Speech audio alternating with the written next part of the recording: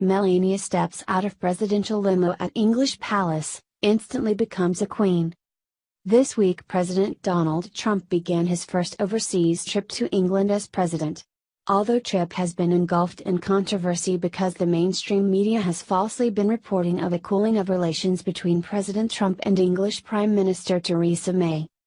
The Daily Caller is reporting that although as the Beast, otherwise known as the presidential limousine, pulled into Blenheim Palace in Woodstock, England, the reception could not have been warmer, and it truly showed how fake the news media really has been when it comes to President Trump and his English counterpart Prime Minister May.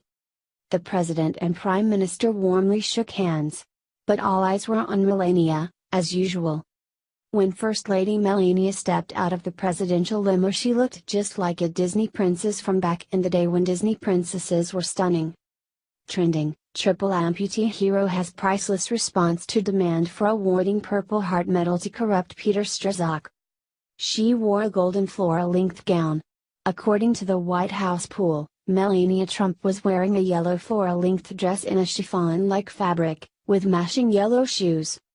Donald Trump, Theresa May and Melania Trump were joined by Philip May and stood on the steps in the Great Court to watch the bands of the Scots, Irish and Welsh Guards perform a ceremonial welcome as they arrive for a black-tie dinner.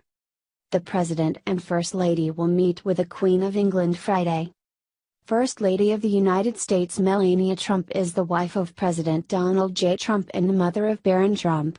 She is the second First Lady born outside of the United States, and she is the only First Lady to become a naturalized U.S. citizen.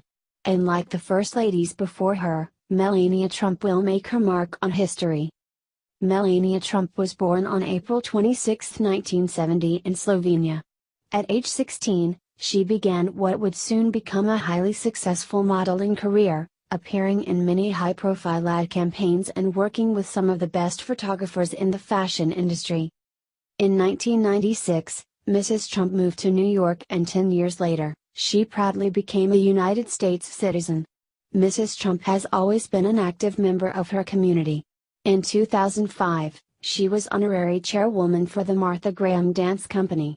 That same year, she was awarded Goodwill Ambassador by the American Red Cross, a role she served in for 4 years. Mrs. Trump served 5 years as honorary chairwoman for the Boys Club of New York and was named Woman of the Year in 2006 by the Police Athletic League.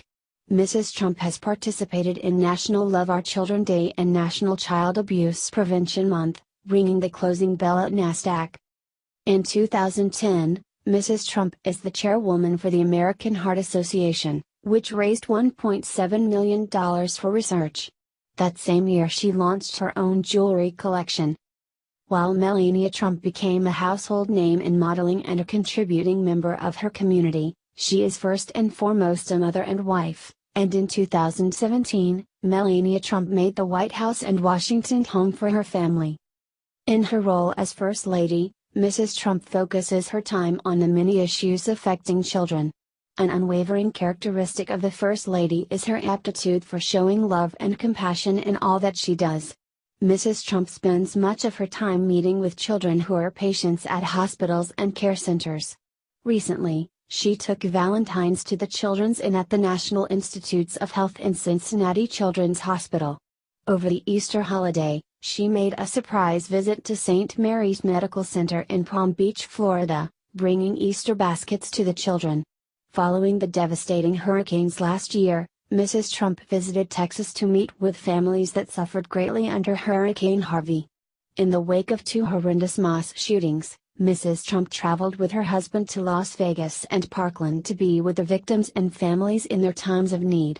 Internationally, Mrs. Trump has visited several hospitals and schools. One of her most memorable visits being at the pediatric hospital Bambino Gesù in the Vatican City, where she met a boy who had been waiting for a new heart. Upon arrival in Belgium the following day, Mrs. Trump learned that the hospital had found a transplant for the boy. Mrs. Trump celebrated the news in a press statement and said, "My own heart is filled with joy over the news. These are the times that I feel the proudest to have President Trump as my commander-in-chief." After 8 years of having Barack Hussein Obama and a First Lady like Michelle, who was more worried about kids' school lunches than looking like the First Lady. All I can say is thank God President Trump is the president today. Can you imagine Bill Clinton as first gentleman? If you can even call Bill Clinton a gentleman to begin with,